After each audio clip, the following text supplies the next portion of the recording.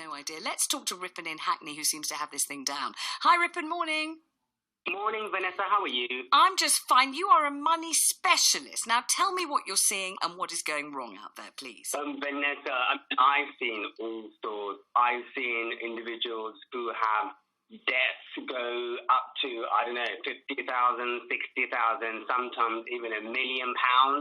I've seen individuals who have been impacted by welfare reform, and now a lot of my cases are really about dealing with individuals who are struggling with meeting their ends meet due to changes in welfare reform. Changes in what? Are you talking about credit? What are you talking about? Universal credit? Well, exactly. A lot of people I find I'm coming across is really about, okay, look, I know you are on universal credit. You're waiting for your first credit to come into your bank account. For example, recently I've come across a lady who actually just moved to Hackney, 9 months pregnant, and received a letter from her landlord saying you owe money, but she's been waiting for universal credit for over 5 months. All right, but that, in a way, that story is, it's very sad, very affecting, very, very difficult indeed for her and everybody else in the same situation. But that's not really about financial management. That's about being caught on the horns of a hideous dilemma, not of your own making. There's nothing she could have done about that. What we're really talking about this morning is people who could do something or should have done something or ought to be, treating their finances in a different way from the way that's going on. Absolutely. Obviously, I do all sorts and all shades. Sometimes it might be that the reason they are having tough times, partly because siblings or family members are not talking about money among themselves, so therefore one person spends more while the other person spends nothing at all.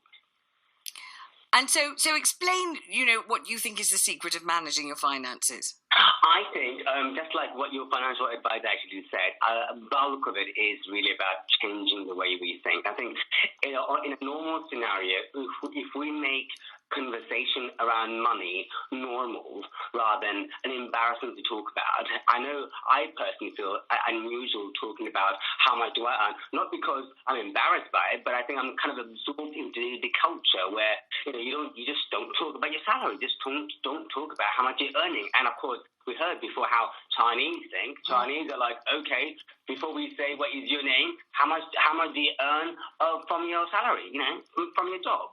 And why do you think that's good? Why is it good to say, before I say your name, what do you earn? Why is that good? Well, it's partly because, obviously, saying it bluntly, I think, is over the top. But if you say it in a polite way, but I think, it's good because I think we need to demystify what money is.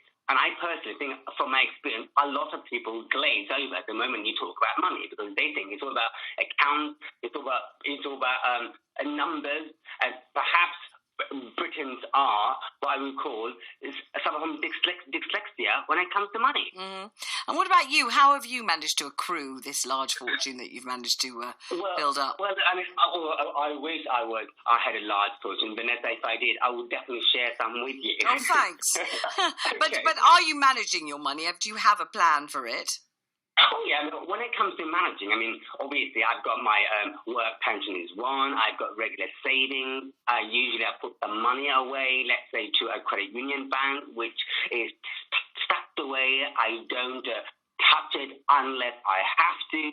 So what I do is save my money bit by bit rather than kind of thinking, oh, yeah, let's put a huge lump sum that I've got, and then I know I have to get the money back out again because it wasn't practical putting that money in the first place. So it's that being sensible, really. All right, Ripon, thank you very much indeed for the call.